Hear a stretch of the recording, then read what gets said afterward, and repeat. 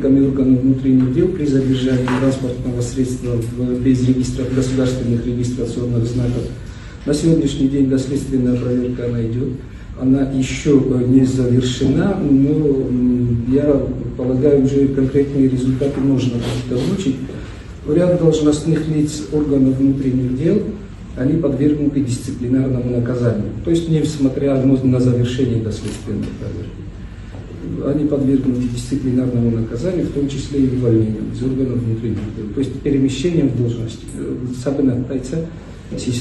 Касаемо потерпевших, их требования в основном в этом и заключалось: провести проверку, наказать виновных в, так сказать, недопустимых мерах воздействия. И, соответственно, на сегодняшний день мы располагаем заявлениями от потерпевших, где они просят производство по ранее поданным заявлениям прекратить, они удовлетворены принятыми на сегодняшний день мерами воздействия.